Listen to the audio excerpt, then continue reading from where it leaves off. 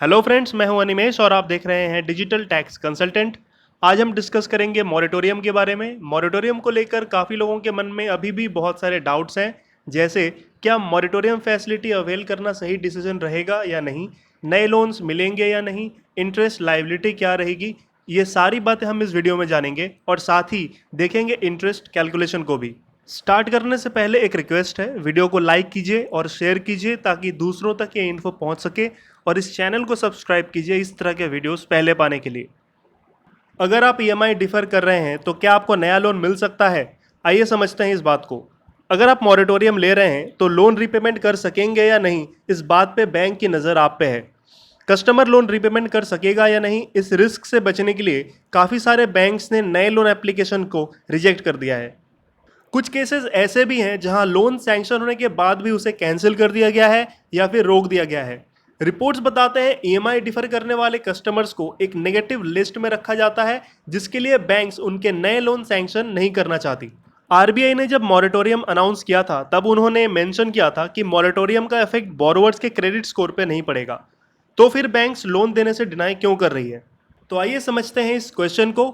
Bank जब loan देती है तब आपके क्रेडिट स्कोर चेक करने से पहले ये वेरीफाई करती है कि आप लोन की रीपेमेंट कर पाएंगे या नहीं।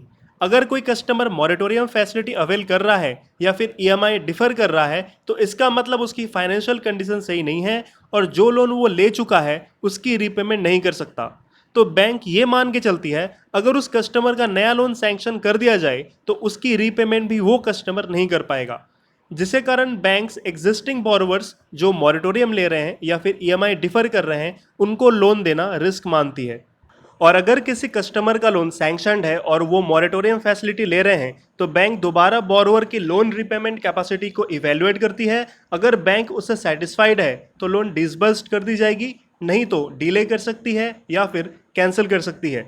इसका मतलब ये नहीं कि आपने मॉरेटोरियम लिया तो आपको कभी भी लोन नहीं मिलेगा। ये कैंसिलेशन एक टेम्प्ररी इवेंट है। वैसे तो आरबीआई की तरफ से ऐसी कोई भी गाइडलाइंस नहीं है। जनरली बैंक्स आपके फाइनेंशियल बैकग्राउंड और लोन रीपेमेंट कैपेसिटी के बेस पे ही लोन को प्रोसेस करवाती है। फाइनेंशियल एक्सपर्ट्स मानते हैं कि अगर आपका फाइनेंशियल कंडीशन बहुत ज़्यादा खराब है तो ही आप मॉरेटोरियम फैसिलिटी लें, अदरवाइज ना लें। मॉरेटोरियम से आपको फ़ायदा कम, नुकसान ज़्यादा होगा। नॉर्मली आप जो इंटरेस्ट पे करेंगे उस पे इंटरेस्ट चार्ज किया जाएगा, यानी कंपाउंडिंग बेस पे इंटरेस्ट चार्जेबल होगा जिन्होंने भी मॉरेटोरियम अवेल किया है।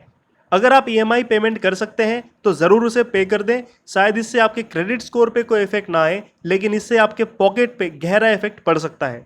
आइए देखते हैं इंटरेस्ट कैलकुलेशन।